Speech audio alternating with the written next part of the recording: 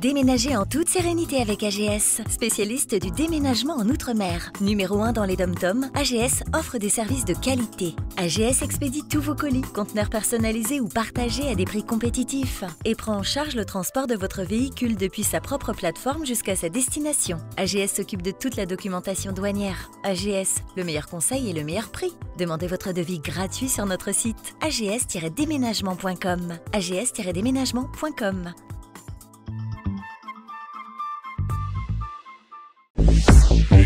Hexagone, actualité. Et pour commencer, en bref, un mot sur le prix des carburants.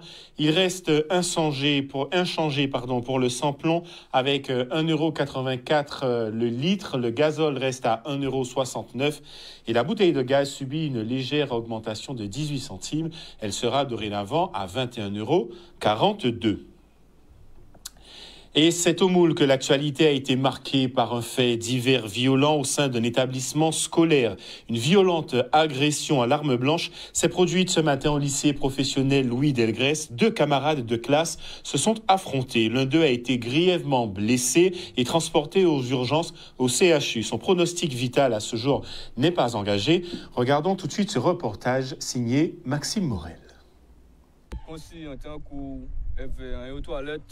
Elle veut piquer un bouc. Elle veut que après ça, vers midi, on va dire, avant vidéo, ça n'a pas coulé, bitin.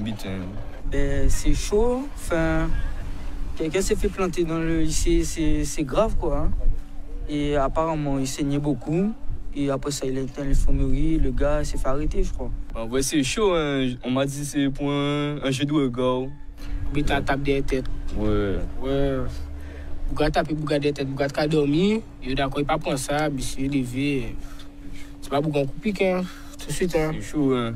C'est pas raisonnable, enfin, c'est pas comme ça qu'on règle une histoire, c'est pas avec la violence et tout ça. On aurait pu en parler avec un prof principal au CPE. D'après moi, ils se connaissaient. Oui, ils sont dans la même classe, je crois. Pas forcément fréquenté, mais ils sont en même classe là. Présent trop violence, trop bité, trop méfait, alors là, mauvais temps. Et dans un tout autre registre, la colère sociale s'exprime toujours à la Poste. La grève entamée il y a 5 jours se poursuit. Aucun accord n'a été trouvé. Hier, une table des négociations a été ouverte, mais sur la requalification en CDI d'une vingtaine d'agents, les discussions n'ont pas abouti. Elles se poursuivent encore à l'heure où nous parlons. Regardons ce reportage signé Charlie Dagonia. Oui, alors après 7 jours de grève, on a pensé qu'elle travaillait toujours aussi déterminé. On est toujours 80% des grévistes pour travailler à l'heure en Capali. Et la Poste finit par donner en tout cas revendication au bout de 5 jours. Et c'est directrice exécutive là de la Guadeloupe qui réserve à nous hier. Alors nous commençons une négociation à 14 h, nous finissons à 23 h. Et nous faisons quelque part, ça nous a demandé les moyens en effectif, notamment pour combler la dégradation des conditions de travail, pour nous rendre un service de meilleure qualité. Alors, ça, les avancées qu'elle nous dit, c'est que nous devons demander de la CDIsation, injecter de l'emploi dans les différents secteurs. Ça, la Poste finit pas tant, parce qu'il a dit, oui, quand nous, par rapport à la souffrance à travailler, et qu'il a injecté, ça va créer une mobilité interne, c'est-à-dire qu'il a voué des renforts. Alors, on ne peut pas dire que vous pouvez refuser. Et concernant les CDI, c'est là que ça a buté, parce que là, il a proposé, nous, l'année là, ça a eu du mal à faire, parce que d'après, il arrive à Kotaï, mais il a fait des CDD sur une période de 12 mois, à partir de fin conflit là, avec l'optique des CDI d'ici l'année prochaine. C'est là que nous pouvons savoir qui période dans l'année prochaine qu'a CDI et c'est là que nous allons bloquer aujourd'hui. Comme son nouveau année a commencé, mais nous avons 3 nouveaux jeunes candidats à la Poste, jeunes guadeloupéens qui travaillent. Mais nous visons requalifier contrat en CDD en CDI. Et nous pouvons quitter ça qu'a fait. C'est là que nous allons bloquer aujourd'hui la veille. Alors, nous en grève aujourd'hui là. Nous avons réservé nous après-midi à 14 h. Ça nous toujours si on premier préavis là, un préavis à les 3 secteurs, mais nous pouvons entamer deuxième préavis là, c'est toute la Guadeloupe à partir du 2 octobre. Alors, vraisemblablement, si les choses pas avancées, c'est l'ensemble des bureaux de poste qui est bloqué. Ni jeunes mamans enfants, jeunes papas enfants qui jouent de là, le bouton là pour qu'elle greffe. Ça, le bien demandé, c'est reprendre travail ailleurs, dans de bonnes conditions, pour payer la population en service de qualité et que tout le bien, en tout cas, rentrer dans l'ordre et que les gens dans de bonnes conditions de travail. Mais c'est la nuit aujourd'hui. Et une autre réalité interpelle aujourd'hui la prostitution des mineurs, un phénomène préoccupant et mal évalué en Guadeloupe. Le service de la protection des mineurs du conseil départemental a organisé un séminaire sur ce fléau. Des experts, des travailleurs sociaux et des associations ont tenté de dresser un état des lieux et de trouver des réponses à un problème qui touche directement notre jeunesse. C'est Lucien Nébor qui était sur place pour Canal 10. C'est un vrai fléau qui est encore méconnu, dont on n'ose pas trop en parler parce que c'est un sujet délicat sur une île comme la nôtre où beaucoup de monde se connaissent, mais qui doit nécessairement être pris en cause pour améliorer la situation, la santé et la sécurité des jeunes qui nous sont confiés. La présentation d'un protocole qui a pour but de mieux coordonner l'action de l'ensemble des autorités, de l'ensemble des services qui travaillent sur cette thématique, car comme nous vous l'avons indiqué, en fait, c'est un sujet qui doit être abordé par l'ensemble des acteurs. Si on veut vraiment prendre en compte, mieux comprendre le phénomène sur la prostitution des mineurs en Guadeloupe, nous devons nécessairement travailler tous ensemble là-dessus. La prostitution des mineurs, nous on a très peu de chiffres, on ne sait rien. C'est vraiment une délinquance qui est invisible. Délinquance, quand je dis délinquance, c'est pas celle des prostituées parce qu'elles sont victimes. Et ça, je crois que c'est important de le dire dans toute société. Les femmes, le plus souvent ce sont des femmes, mais il peut y avoir des hommes qui se prostituent, notamment qui ont moins de 18 ans. Et ce sont eux ou elles les victimes parce qu'elles sont vulnérables économiquement, affectivement, parfois dans une hypersexualisation qui est liée aussi à des abus sexuels antérieurs. Et finalement, ce qui est recherché pour nous, pour la justice, c'est de pouvoir d'abord prévenir ça, parce que la prostitution abîme nos enfants, et surtout de pouvoir sanctionner, que ce soit les auteurs, c'est-à-dire ceux qui ont recours à des prostituées mineures, mais également tous ceux qui en profitent de cette prostitution, et notamment tous les proxénètes qui bénéficient de toutes les ressources de personnes qu'ils vont exploiter. Je pense que déjà, ça ne devrait pas être dans la tête d'un enfant. Et même que ce soit, c'est pas bien, parce qu'un mineur ne doit pas être en phase de prostitution, parce qu'en soi, c'est de la pédophilie. La prostitution des mineurs, déjà, c'est pas bien, parce que les mineurs, ils veulent se faire remarquer, et que pour se faire de l'argent aussi. Mais c'est pas bien de faire ça, parce que c'est pas de leur âge, déjà, de 1. Et qu'il ne faut pas faire ça, peut-être parce qu'ils sont harcelés, donc ils font ça. Moi, je dis qu'il y a ça. Pourquoi? Parce que soit peut-être ils n'aiment pas encore, ou bien surtout pour l'argent. Et puis ils vont être sur les réseaux sociaux. Peut-être qu'ils veulent se faire remarquer par les autres, des choses comme ça. Et après ce sujet qui fait froid dans le dos, place à la jeunesse qui construit son avenir. La région Guadeloupe a honoré ses apprentis au cours d'une cérémonie de remise des diplômes. Ces jeunes formés grâce à des stages proposés par la collectivité et les communes représentent une relève essentielle pour le territoire. Loïs Laine. Depuis quand même 3 ans et demi, nous avons mis en place 30 places pour les jeunes qui cherchent un stage d'apprentissage. Ça se passe très bien. Aujourd'hui, la plupart des communes jouent le jeu. Il y a les communautés d'agglo, il y a la région, il y a le département. Et c'est une possibilité que nous donnons à ces jeunes de faire leur formation. Et on voit leurs résultats aujourd'hui. Cette demoiselle est un exemple type pour nous, pour la région. On lui a fait confiance. On l'a recrutée en apprentissage. Aujourd'hui, elle est employée de la région et elle s'occupe des futurs apprentis. Donc, vraiment très content. Et certains aussi ont réussi leur formation, ont reçu aujourd'hui un diplôme en présence du président de l'université et du doyen, M. Morin. Donc pour nous, c'est une très belle satisfaction et nous allons poursuivre en ce sens. J'étais effectivement apprentie au centre conseil régional. Je préparais une licence ressources humaines au centre CIFABAS pour de Bergevin et j'occupais le poste d'assistant ressources humaines. Et maintenant, je suis recrutée en région en tant que gestionnaire RH depuis maintenant plus d'1 an. Et je m'occupe actuellement de l'ensemble des apprentis au sein du conseil régional. Alors, je dirais aux futurs apprentis de croire en eux, de donner le meilleur d'eux-mêmes, de ne pas hésiter à poser des questions si ça ne va pas, notamment en entreprise, et effectivement de donner le meilleur de soi. Merci le conseil régional pour l'opportunité qu'il donne aux jeunes, pour ce qu'ils mettent en place. Comment j'ai choisi le conseil régional? Pourquoi j'ai postulé au conseil régional? Il faut savoir que c'est grâce à un dispositif il y a quelques années, le SRJE, donc, qui permet de faire des stages régionaux. Et je me suis dit, pourquoi pas continuer cette aventure grâce au conseil régional? Donc, j'ai postulé, ça s'est assez bien passé, la concurrence était rude, mais je suis là aujourd'hui, c'est que ça a été. Donc, merci encore pour cette opportunité et j'espère pour la suite que tout ira bien. Il y a une prise de conscience de la part de nos décideurs et qui constatent que oui, bien, c'est une façon de former des jeunes, de les rendre vraiment très pointus dans leur domaine, en mobilisant toutes leurs compétences, toutes les méthodologies qu'ils apprennent à l'université, la manipulation des données, des exercices dans tout type, parce que nous sommes aujourd'hui dans un monde de données, hein, donc la matière première avec laquelle nous travaillons, ce sont les données. Donc nous sommes dans une démarche pour accompagner nos étudiants et on a des partenaires du monde professionnel qui les accueillent et qui mettent en pratique. Et tout ceci au service du développement économique de la Guadeloupe, parce qu'on a une Guadeloupe qui possède énormément de potentiel, mais vivement les grandes compétences pour valoriser ces potentiels. Et de la jeunesse à nos aînés, la solidarité reste un fil essentiel de notre société. La SIG et les petits frères des pauvres ont signé une convention en faveur des personnes âgées. Objectif, lutter contre l'isolement des aînés, soutenir et accompagner ceux qui en ont le plus besoin. Regardons ce reportage de Charlie Dagonia.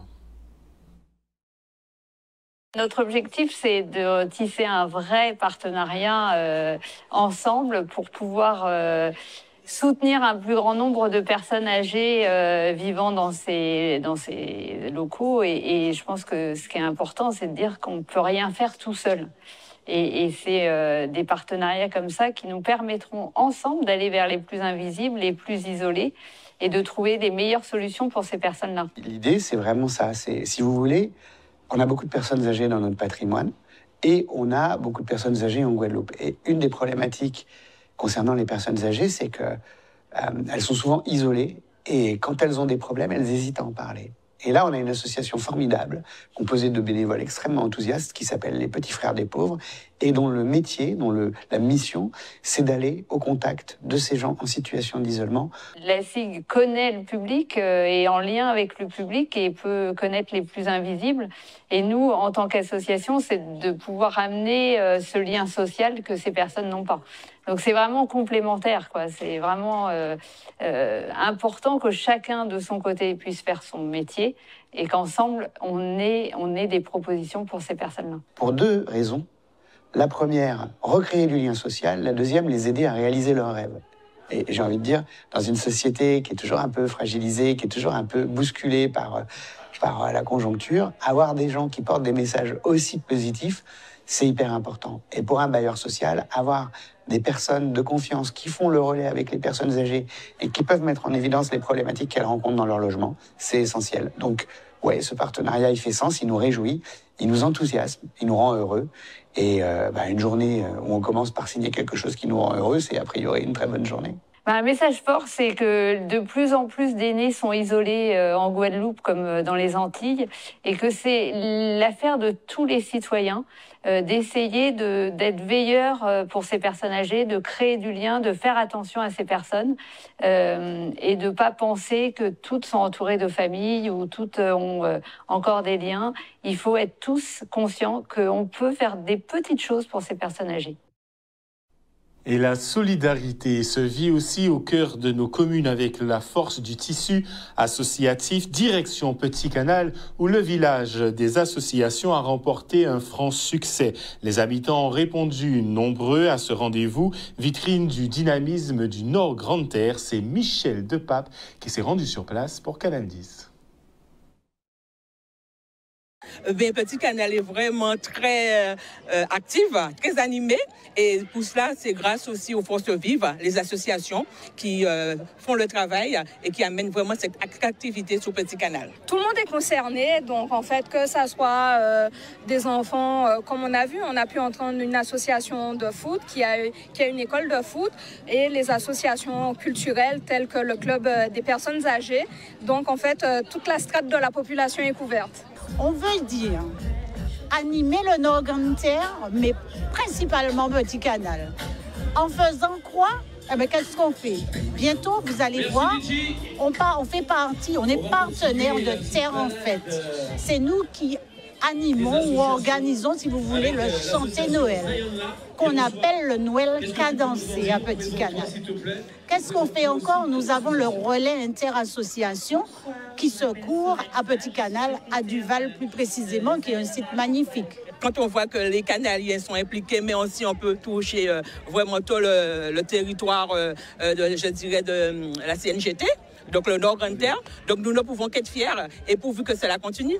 L'idée, c'est d'emmener quelques éléments pour montrer à la population qu'ils peuvent venir au centre culturel, apprendre et faire des activités, développer des activités. Nous en avons plusieurs. Hein. Nous dispensons des cours de yoga tous les mercredis après-midi pendant toute la période scolaire à partir de 17h30. Nous avons des cours de danse le samedi après-midi. Là, il y a un cours de danse qui a commencé à 14h30 toute l'année, y compris pendant les vacances scolaires. Nous organisons également des stages de cuisine. Ce sont des activités de ce type-là que nous proposons à la population. Donc, les personnes qui sont là sont des animateurs, des bénévoles de l'association, qui ne sont pas forcément des musiciens. Et maintenant, ce portrait d'une Guadeloupéenne qui brise les codes et inscrit son nom dans l'histoire maritime locale. Elle s'appelle Evie Saint-Éloi. Elle est la première femme marin de la CTM, mais aussi la plus jeune capitaine des transports passagers en Guadeloupe. Une réussite qui force le respect et inspire les générations futures, comme nous le montre Olivier Félix. C'est une grande fierté pour moi, je pense pour l'ensemble de l'équipe. Alors, Evie est arrivée en février 2024. Ça avait déjà été la première femme marin au sein de la CTM. Et donc, elle a tout de suite montré son engagement. Elle avait les diplômes pour évoluer. Elle a montré de la volonté. Elle a été formée par l'équipe du Miss Outre-mer, donc avec une technologie supérieure aux autres vedettes que nous avons. Donc, je dirais qu'elle a été bien formée et qu'elle a montré l'envie et l'engagement, en tout cas, de prendre des responsabilités. Et c'est une grande fierté pour nous aujourd'hui de pouvoir la positionner à cette fonction. Il faut savoir que j'ai grandi dans une famille essentiellement composée de marins, donc il a paru essentiel pour moi de continuer dans ce cheminement-là. Et c'est vraiment un métier que j'affectionne pas particulièrement. Il a fallu, oui, certes, se créer une place, mais au sein de la CTM, j'ai quand même été bien accueillie à bras ouverts, avec un équipage vraiment qui a toujours été là pour m'épauler par la suite, vraiment évoluer avec moi en fait. Donc pour moi, en tout cas, dans cette compagnie, il a été plus facile d'évoluer. C'était vraiment un honneur pour moi d'avoir à mes côtés la première femme capitaine en Guadeloupe. C'est encore un plaisir et on forme une très bonne équipe, on s'entend assez bien et le travail se fait. C'est vrai qu'il y a énormément d'hommes dans ce milieu et qu'on pense que très souvent c'est réservé aux hommes, mais alors du tout pas. Et nous avons l'exemple avec justement la capitaine Evie Saint-Éloi que ce n'est pas justement un milieu réservé qu'aux hommes, non. Donc à vous mesdames, affirmez-vous et suivez l'exemple d'Evie. Ce monde encore très masculin, vraiment, mais ce n'est pas inaccessible aux femmes. Donc oui, j'encourage énormément les femmes à devenir commandant, en tout cas d'avoir un poste de commandement. Pour moi, la jeunesse, c'est l'avenir de la compagnie. Nous, on n'y sera pas tout le temps. Hein. Donc à un moment donné, il faut qu'on laisse la place aussi aux jeunes. Et en fait, c'est une politique qu'on a mis en place. C'est de recruter un maximum de jeunes. Bien entendu, ils sont accompagnés par les plus anciens. On a certains anciens qui sont restés avec nous et donc qui justement performent les jeunes donc, dans leur formation et c'est tout à notre honneur. Et je tenais justement par ce message les remercier tous ceux qui sont restés avec nous pour accompagner les jeunes. Et c'est vrai que c'est c'est cette mixité de jeunes et je dirais, de pré-retraités, voire même retraités qui sont restés dans la compagnie. Et c'est ce qui fait ce beau mélange. J'espère que par la suite, ça pourra inspirer les femmes à voir plus loin. Voilà, et gageons qu'elle aura ouvert la route pour de nombreuses femmes au volant, on va dire, en tout cas à la barre de ces navires de la CTM et peut-être de Brudé aussi, qui certainement emboîtera le pas. Sur le plateau ce soir, pour parler de littérature et de soirée littéraire, j'ai le plaisir d'accueillir Madame France Goram. Vous êtes chargée de l'animation, du tourisme et du patrimoine immatériel à la ville de Bémao. Bonsoir. Bonsoir, Andy. À tous nos téléspectateurs. Et à vos côtés, vous n'êtes pas venu seul, vous êtes venu avec Joël-Éric Moko. Vous êtes donc auteur du livre Douville, paresseuse odeur de l'enfance. C'est ce livre que vous avez écrit et il sera question d'une soirée littéraire pour rencontrer l'auteur, mais aussi découvrir ce roman que vous avez écrit. C'est cela, bonsoir, le public et les téléspectateurs de Canal 10. En effet, c'est pour faire une déambulation littéraire vendredi soir et identifier un petit peu le parcours d'un petit garçon, puisque c'est une œuvre autobiographique qui circule entre Pointe-à-Pitre, la ville de Pointe-à-Pitre, et le lieu-dit de Sainte-Anne-d'Auville.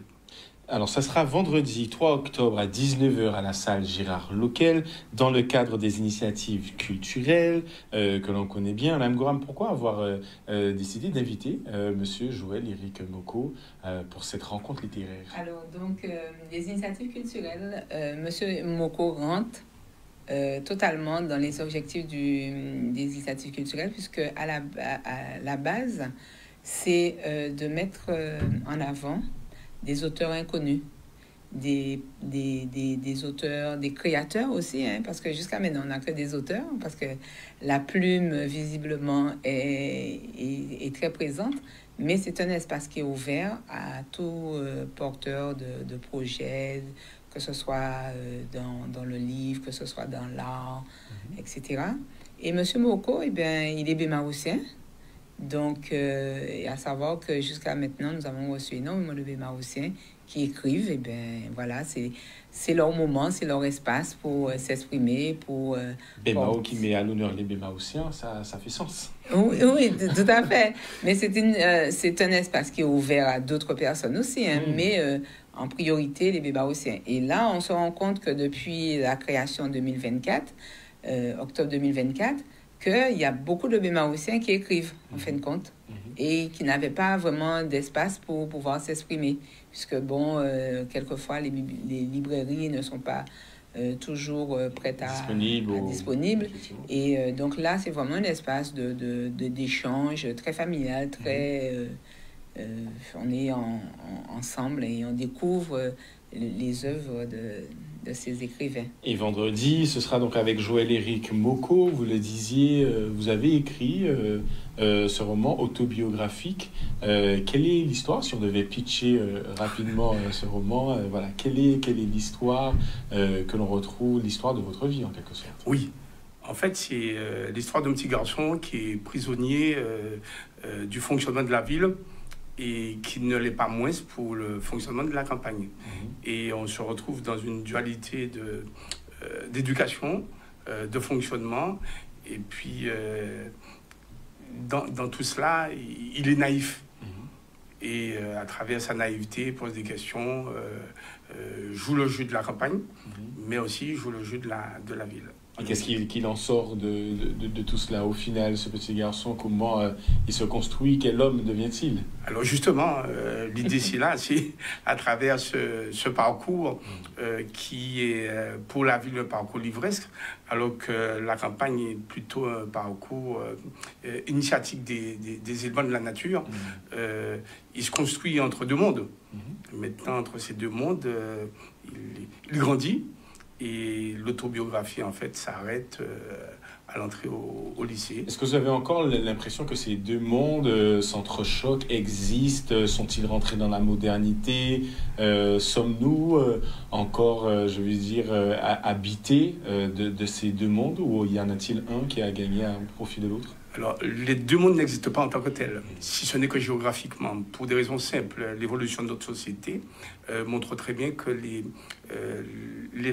villes se sont vidées pour aller, je vais dire entre guillemets, compléter ou occuper les espaces de la campagne.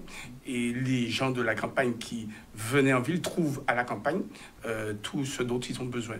Donc, ces deux mondes n'existent plus, si ce n'est que géographiquement. Okay, très bien, donc c'est vrai, ce sera l'occasion en tout cas de vous rencontrer, de discuter avec l'auteur et de mieux comprendre justement les pourtours de ce livre. Madame Gorham, ces initiatives culturelles vont continuer, ce seront d'autres... Oui, alors donc la particularité avec Monsieur Moko, c'est que nous allons emmener l'auteur au cœur des écoles aussi. Donc, pendant 2 semaines, il va sillonner les écoles de Bemao et travailler avec les enfants à partir d'une base de l'écrit, voilà, de ce roman. Et puis, les enfants aussi vont voyager à travers la Guadeloupe parce qu'on constate quand même qu'il y a beaucoup d'enfants, en l'espace de peu de temps, ils ne connaissent pas vraiment les communes. Quelquefois, on leur demande, ils connaissent Pointe-à-Pitre, bien, mais on va certainement demander à un enfant où se trouve Douville. C'est déjà plus compliqué. C'est déjà beaucoup plus compliqué. Et donc, ça permet aussi aux enfants de découvrir leur pays, de découvrir comment ne pas avoir peur demain de s'investir. Parce qu'il y a des enfants qui ont beaucoup de capacités, peut-être qu'ils n'ont pas la capacité de rester assis sur un banc, c'est une chaise d'école, mais qui ont la capacité de faire plein de choses. Et donc, M. Moko, en tant qu'enseignant aussi, va appréhender, va s'approcher du moins de ces enfants-là et puis de faire une belle rencontre. Donc, c'est la rencontre avec un auteur au cœur des écoles que nous avons mis en place depuis 2023 aussi. Et voilà, donc... ce sera l'occasion à la fois pour les scolaires, on l'a compris, avec cette petite tournée. Et puis le vendredi 3, au Centre culturel Gérard Loquel, à 19h, pour le tout public. Pour le tout public, alors on invite évidemment toute la population à se rendre du côté du Centre Gérard Loquel, à Bemao, pour rencontrer Monsieur Moko, mais également discuter autour de cet héritage, on a compris, de l'œuvre, effectivement, entre, nous le disions, entre campagne et ville, finalement. Voilà. Monsieur Moko, s'il y avait un dernier mot pour nos téléspectateurs, que leur diriez-vous? Oui, de venir participer à un échange convivial vendredi 3 octobre. Et quand je dis convivial, c'est vraiment pour discuter d'une œuvre, certes, mais aussi discuter des problématiques qui sont liées à cette double fonction, voilà, cette double appartenance. Absolument. Voilà. Madame Gorham, merci également. Merci. Un dernier mot pour nos téléspectateurs. On les attend sur le territoire de Bemao, qui sera animé tout le mois d'octobre et puis aussi au mois de novembre. Donc qu'ils restent connectés sur... Ils restent connectés sur le Facebook de la ville et sur l'Instagram. Au News Radio, assis outremernews.fr. On radio avec Info Guadeloupe, Martinique, Guyane, Réunion, Mayotte et surtout, musique pour tout le monde. Attention.